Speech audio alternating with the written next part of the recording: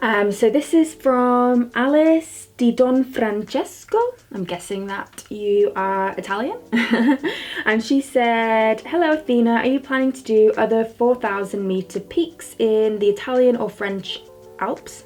And if so, which ones? So yes, I would love to. I did Gran Paradiso last summer in the Alps. So me and Harvey went to Chamonix for the summer, and it was my second season, summer alpine season in Chamonix, and I did Gran Paradiso. And yeah, it was amazing. A lot of people describe it as being a trekking peak because there's not a lot of climbing involved. It's a little bit scrambly at the end, but it's the whole adventure of going, getting up really early, traveling, going across glaciers. It's a very long walk, so yeah, it's a great kind of first 4,000 meter peak for someone, I'd say. But the question was, are you planning to do more? Yes, I would love to. I'd love to do more. I'm not necessarily gonna go and do a bunch of 4,000 meter peaks just to say I've done more 4,000 meter peaks. I'd rather gain more skills on easier peaks, or not even easier peaks, but lower peaks, for example in Scotland, that will help me when doing higher peaks and make doing those higher peaks more rewarding. So yes, I would like to do more, but I'll probably do more in Scotland and maybe some more lower 3,000 meter peaks before going and doing some more 4,000 meter peaks. I would really like to do the Matterhorn though, so that's maybe in the next 2 or 3 years. I'd really like to go and do the Matterhorn. That's the only one I can think of that I'd really like to do. Yeah, but I want to gain more skills before doing that, so I feel really comfortable and can really enjoy the experience more when I do it. So I've got a few questions about climbing, which is really cool because I haven't made loads of climbing content, but I'd like to make more. So this question is, I'd like to know how you got into climbing and any general advice for starting out, as this person plans to do so in the new year.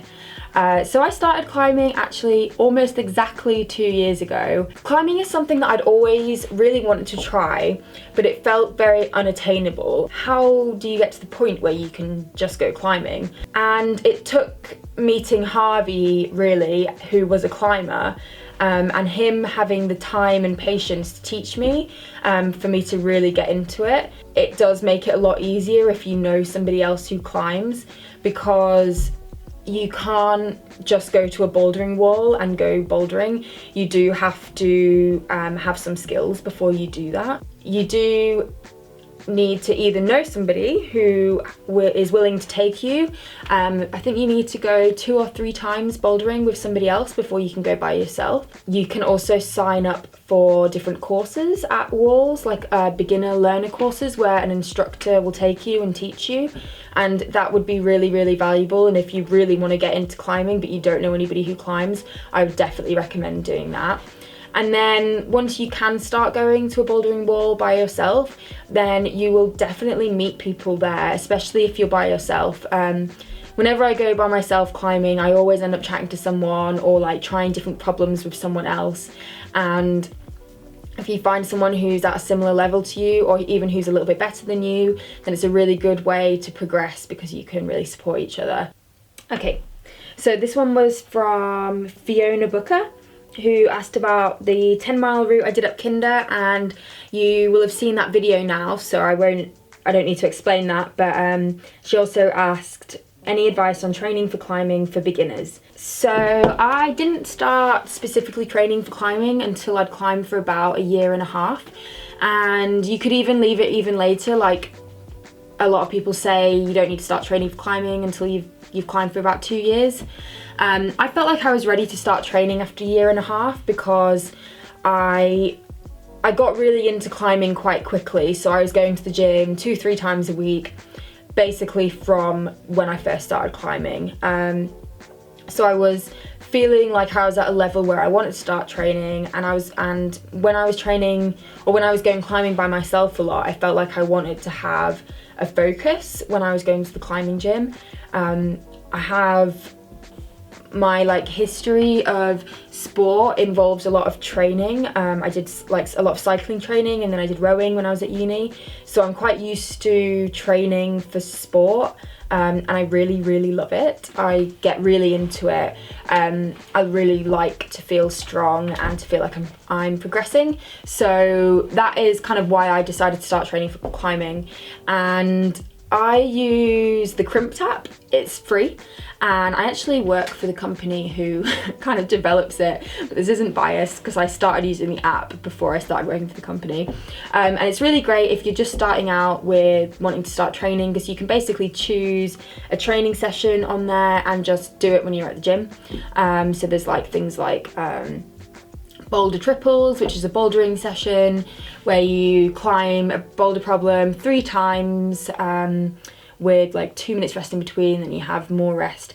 And yeah, each session on there is designed to develop different aspects of your climbing. So yeah, I would definitely recommend starting out with that. Fingerboarding is something that a lot of people do to train for climbing. I wouldn't advise starting fingerboarding until you've probably been climbing for like 1.5 to 2 years, and this is totally dependent on the person. I started fingerboarding after about 1.5 years, and when I first started I literally couldn't hang at all, but I kept sticking at it, and now I can hang with weight, which is really cool. So it's really great to see that progress. But yeah, fingerboarding is something that you need to be careful of because of injury. On the one hand, it's really good because it can actually reduce the risk of finger injuries, because you're strengthening your fingers in a controlled way. But also, if you're not doing it correctly, you can injure your fingers. So yeah, I'd recommend checking out Lattice on YouTube, because they put up loads of videos about training for climbing and different bits of advice, and also on Instagram. So yeah, that's a really good. Lattice is a great resource for training for climbing, and the Crimped app as well. Okay, the next question I was asked was from Aylin, and they have asked, this one might be a bit personal, but if you don't mind, how do you handle personal hygiene, e.g. toilet usage, while wild camping? And it got 8 thumbs up, so I guess a few of you want answers to this question. It's something that I've been asked before, and I think maybe it's something that scares people when going wild camping, of not knowing where they can use the toilet and how to do it correctly. So I'll explain. If you're wild camping and you need to go for a poo in the morning, then the correct way to do it is to dig a hole. So dig around a 6-inch hole, I think is kind of the correct way, and to poo in the hole and then bury it. And if you're using toilet roll, I definitely recommend taking like a couple of Ziploc plastic bags and putting your toilet paper in those, and definitely taking them off the hill. You can actually buy little trowels to dig the holes with, which I've seen people have before. Otherwise, if you're not able to dig a hole, then just try and find somewhere really off the track, not near any running water, and maybe try and put something over it. So I don't know, sticks or rocks or whatever. Just really try and be discreet and be respectful of other people who might be up there walking. But to be honest, I almost always wait when I'm wild camping. I'll wait until I get down into the valley or get to a cafe or a pub or a public toilet to have a poo in the morning, and that's just personal because I prefer to do that. I also normally need to move a bit before I can do my morning business, so that's just me personally. But if you are one of those people who wakes up and needs to go to the toilet straight away, then yeah, you just need to dig a little hole, and it shouldn't be anything to be embarrassed about. Everyone who wild camps has probably done an outdoor poo at some point. Harvey told me lots of fun stories yesterday about his own experiences. So this is a question I got from John Keenan, and he said, any tips when incorporating wild swimming on a hike? I asked Heather about this. She is my wild swimming friend and she does loads of wild swimming, and I thought she'd be a great person to ask. So she said that she'd definitely suggest a flask of something hot to drink afterwards, so a flask of tea or just hot water, a changing robe, so you know you can buy the robes that you put over you and then you can kind of get changed underneath it. I have one that I use for surfing and you can get them for wild swimming as well.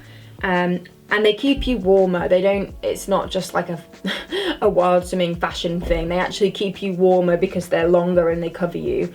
And when you get out of the water, make sure that you are covering your feet and head first, as that's where you lose heat the quickest. So get a hat on, get some socks on before you put all the rest of your clothes on. And she also recommends taking a dry bag to put all your wet gear into. And also to have all the gear ready and dry for after the swim, so you don't have to faff around in your rucksacks. When you get out of the water, you're not going to want to be like, where are all my clothes? So yeah, that's what Heather recommends. So this is a question from Nina H, and she asks a few questions. She says, how old are the pups? How old are the pups? What are their favourite things to do? So Oslo is 5 and Ola is almost 2.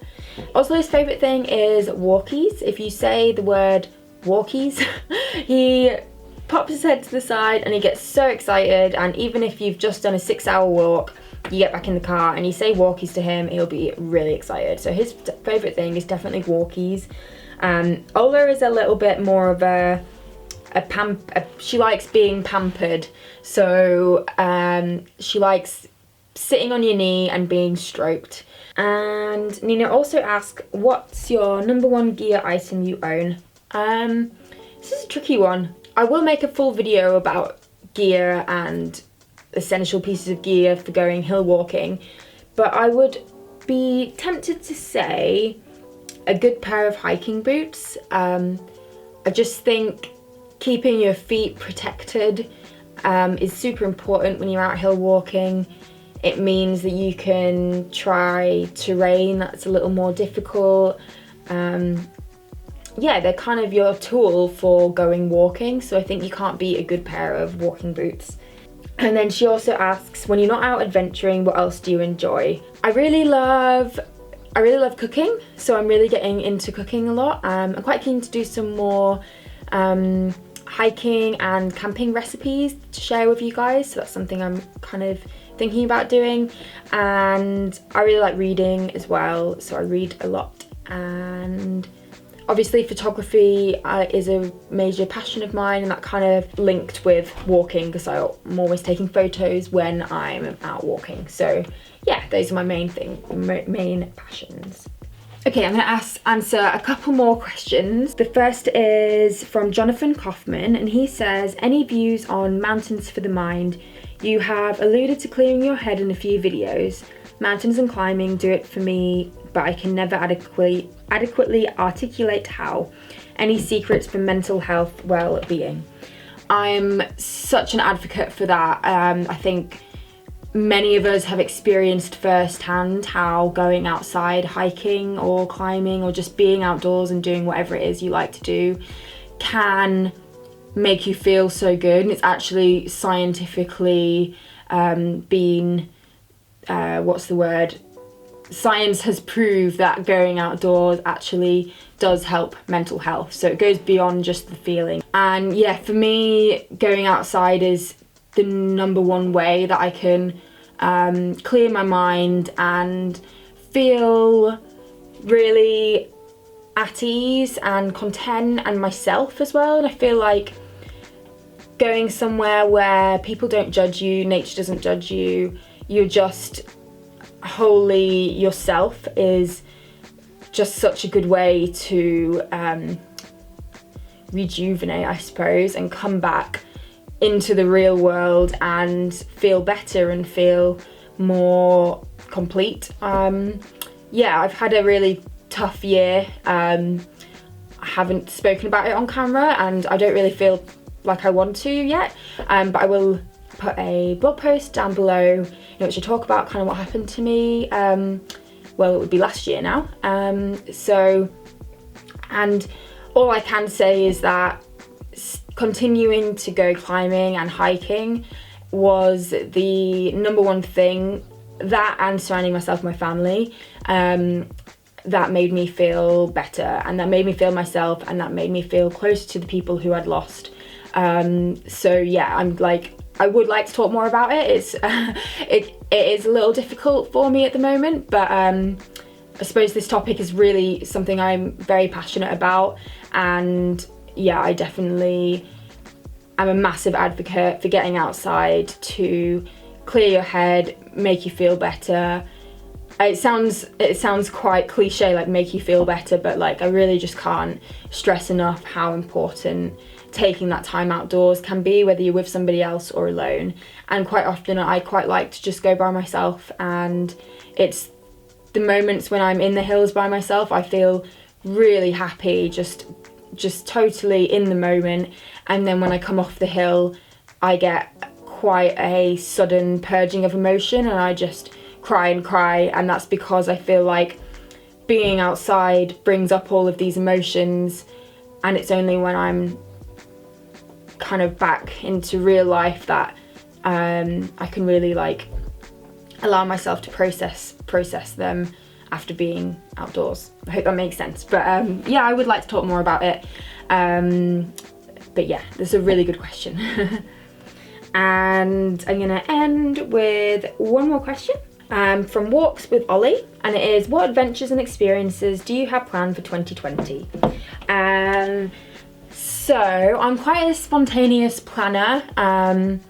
Harvey and I both are, but I have a few ideas in mind. Well, so first of all, I'm going to Spain climbing in February, and that's actually a work trip. I'm very lucky to be able to go on a work trip to Spain climbing. So yeah, that'll be really cool. We're going to Siurana. Oh no, we're not. We're going to Chulia. It's wrong. We're going to Chulia, and that'll be amazing. I'm really excited. And a personal trip that I really want to do is go on a multi-day hike somewhere, and I don't really want to say where yet because I will definitely be making like a video series about it, so I don't want to give it away yet just in case it doesn't happen. But I'm planning on doing a multi-day walk in the UK, and I know which one I want to do, and I know when I want to do it, so it's just kind of a case of putting it all together. And I think that will be with Harvey as well, provided he can get the time off work.